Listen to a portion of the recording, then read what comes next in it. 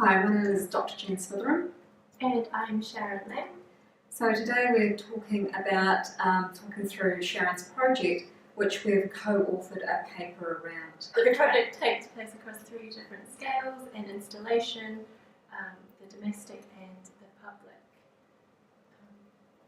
So just in terms of the theoretical background and also linking to the conference itself, to explore during the design process, an important dialogue was between the actor's design and drawing from new materialist writing. Of interest was exploring new materialist aims in its complexification of the way that matter comes to be defined.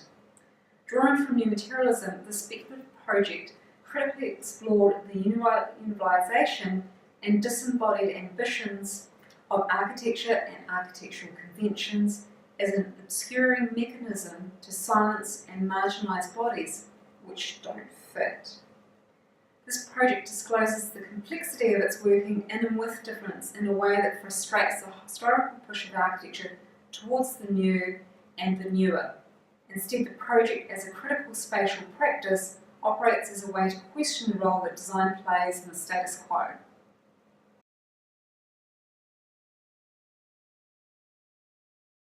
Not only do we see the loss of a beautiful, incredibly amazing species, but we're also crucial to our ecosystem. I think about 70% of our food depends on the pollination that bees provide for us. And at the same time, researchers also found that bees that dwell in the city are actually healthier than bees in the countryside. It's because there's normally more biodiversity in a smaller area, and there's the urban heat island effect and fewer pesticides. So with all these factors combined, I thought the least I could do was to dedicate my thesis here to the bees. And so my project speculates upon a world where bee kind and humankind live together on the same level. And by imagining what architecture means to another species, human-centric norms in design and society are brought into question. So throughout this project, I'm doing that questioning and exploration, firstly in the client and the programs that I'm designing for, as well as actually the architectural representation. I'm also questioning the methods we use. So my into the project began with this drawing here, which was me trying to visualize all the new information that I was learning. I was reading a lot of books about bees, watching a lot of YouTube videos of bees flying around and stuff. I was just trying to visualize that. Eating a real jelly.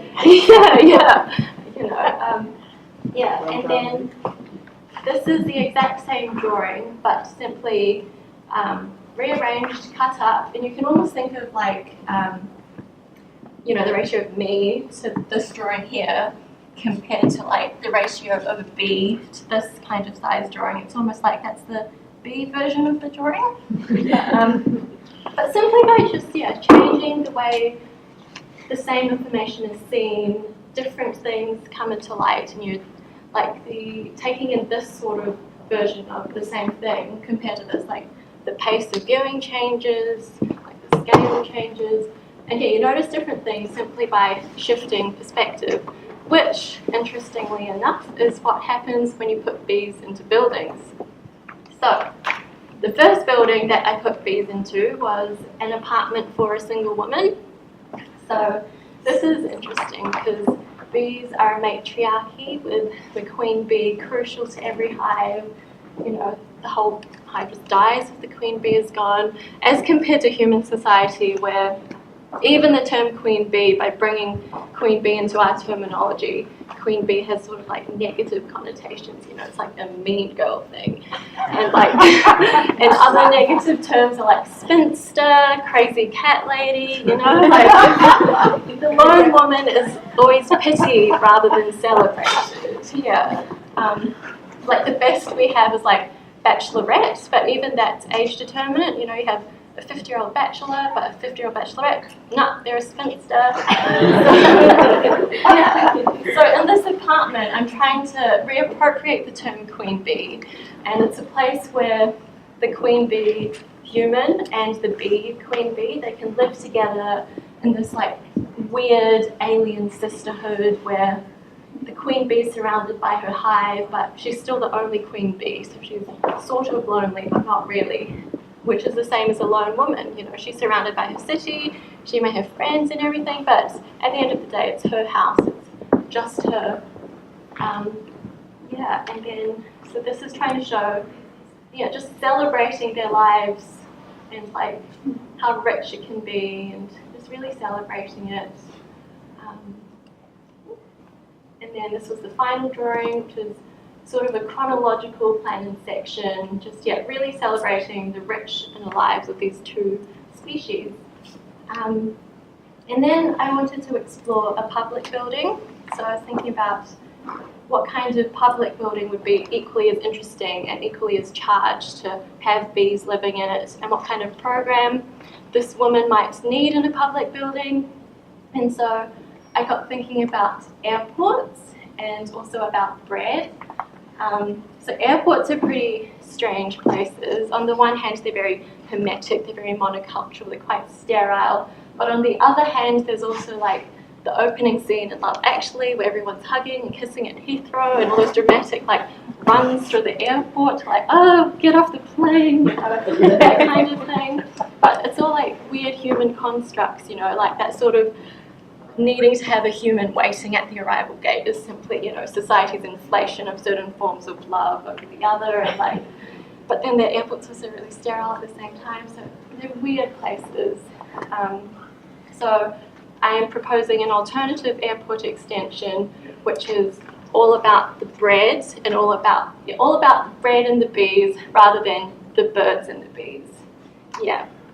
So I collaborated with a ball of dough to do this drawing, and so part of the extension is a sourdough hotel. So when the woman goes on holiday, she needs somewhere to drop off her sourdough culture, where it'll be fed and looked after while she goes on holiday, hence the sourdough hotel.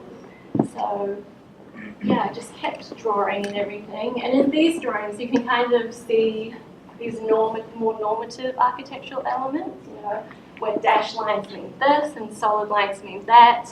But they only mean that because we say they do, and we all agreed that we'd just, we'll agree to go with that. So there's like, it's another silly human construct that we're all playing along with.